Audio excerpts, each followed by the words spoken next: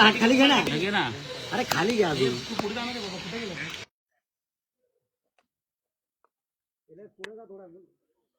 खाली घे, बूम खाली घे. जास्त पुढे घेऊ नको. खाली घे, बूम बूम खाली घे. थोडा खाली घे. सर, अजितदादांचं दुर्दैवी निधन झालेलं आहे. आपल्याला त्यावेळी बातमी कळली, काय पहिली प्रतिक्रिया आहे? खरं म्हणजे अतिशय मनाला वेदना देणारी आणि मनाला चटका लावून जाणारी ही अतिशय दुर्दैवी घटना आज महाराष्ट्रात घडली आहे. खरं म्हणजे असं कोणाच्या स्वप्नातही वाटलं नसेल की अजितदादा एवढ्या लवकर आपल्यातून जातील. ही महाराष्ट्रासाठी अतिशय दुःखद आणि दुर्दैवी घटना अजितदादांच्या जाण्याने झालेली आहे. खरं म्हणजे अजितदादा गेले अनेक वर्ष या महाराष्ट्राच्या राजकारणात नेतृत्व करत होते आणि अतिशय परखड स्पष्ट वक्तेपणा आणि प्रशासनावर असलेली त्यांची पकड आपण पाहिलेली आहे. प्रत्येक गोष्टीचा त्यांना बारीक अभ्यास करून बोलण्याची सवय होती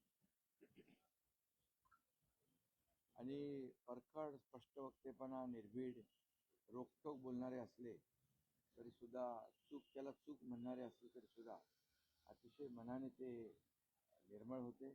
याचा अनुभव मी स्वतः घेतलेला आहे.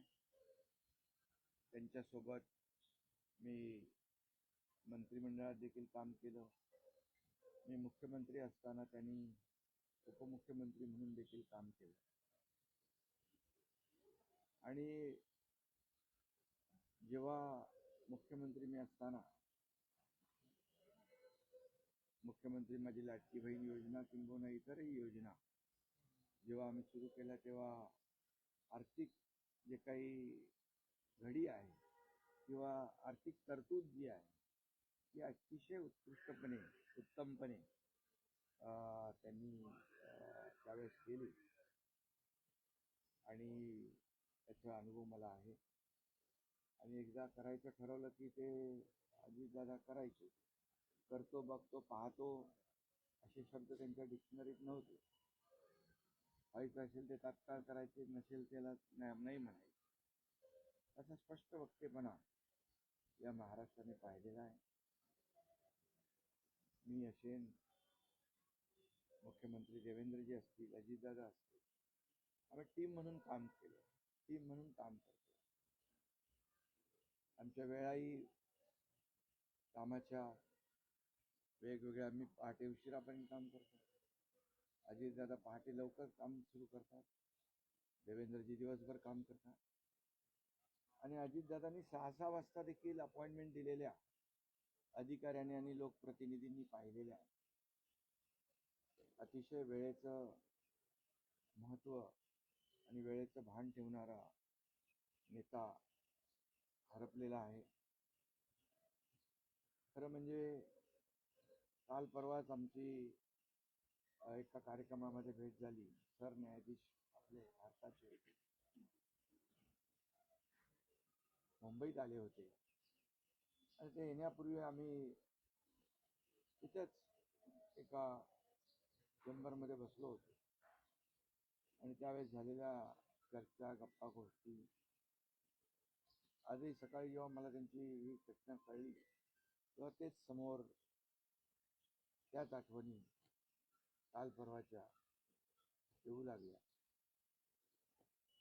खरं म्हणजे माझ्यापेक्षा ते राजकारणात देखील अनुभवी नेते, गेल्या अनेक वर्षापासूनचा त्यांचा अनुभव, वयाने देखील माझ्यापेक्षा ते मोठे होते माझ्या आणि अनुभवाने देखील.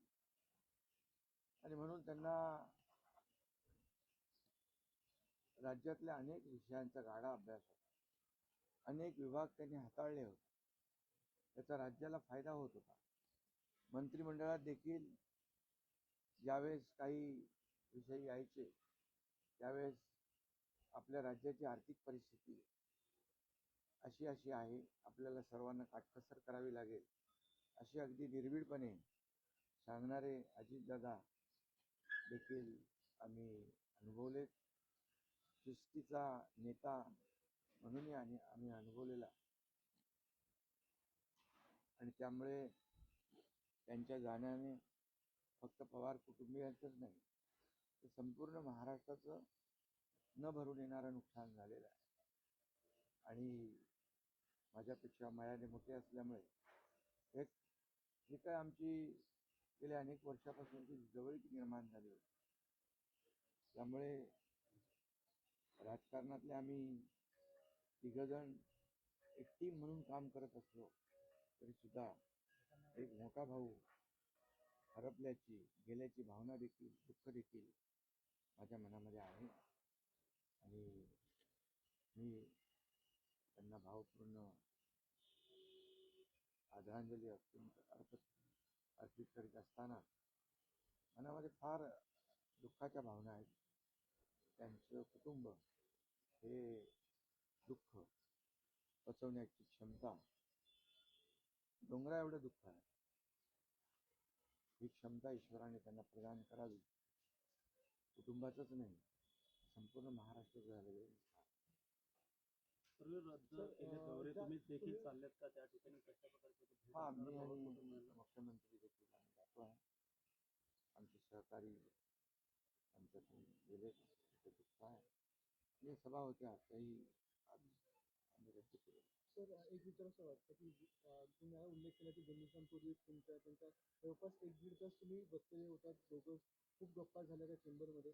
असं काही एक त्यांच्या किंवा मंत्रिमंडळात देखील असताना अशी काही त्यांची एखादी योजना किंवा एखाद्या त्यांना करायचं होतं ते तुमच्याशी त्यांनी शेअर केली, आपण हे करूया मिळून महाराष्ट्रासाठी, असं काही? नाही, आम्ही आतापर्यंत एकत्र जेव्हा तेही उपमुख्यमंत्री होते तेव्हा मी मंत्रिमंडळात, मी मुख्यमंत्री असतानाही उपमुख्यमंत्री होते, आता देवेंद्रजी मुख्यमंत्री आहेत. जे काही निर्णय आम्ही घ्यायचो ते निर्णय मिळूनच घ्यायचो आणि मग एकदा एखादी सूचना आली की मग त्याला तिघांनी बळ देऊन ते पूर्ण करायचं. अजितदादा देखील एकदा कधी असंही म्हणायचे की आपली आर्थिकता, आपली जी काही अर्थव्यवस्था महाराष्ट्राची आहे, काही नवीन योजना केल्यामुळे आपल्याला काटकसर करावी लागेल, पण जेव्हा काही निर्णय आपल्याला घ्यावेच लागतील त्यावेळेस मात्र ते मागे हटत नव्हते आणि याचा अनुभव देखील आम्ही घेतलेला. साहेब, न भरून निघणारे पोकळी सातारा असेल, पश्चिम महाराष्ट्र या ठिकाणी देखील कशा प्रकारची तुम्ही पोकळी भरून काढणार आहे? यामध्ये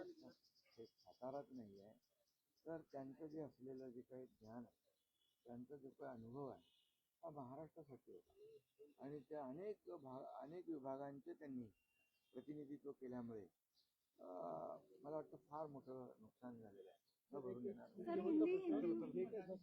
हा जो विमान अपघात झाला त्या प्रकारे काय वाटतं चौकशी व्हायला हवी आणि येणाऱ्या काळामध्ये असे अपघात होऊ नयेत, त्यामुळे बिलकुल याची शेवटी आमच्या सहकार्याचा जीव याच्यामध्ये गेलाय. 6 लोक मृत्युमुखी पडलेले आहेत. त्यामुळे या विमान अपघाताची चौकशी नक्कीच व्हायला पाहिजे, नक्कीच होईल. कारण यापुढे देखील अशा प्रकारचे अपघात होता कामा नये यासाठी हे गरजेचं आहे आणि त्यासाठी त्याची चौकशी देखील होईल.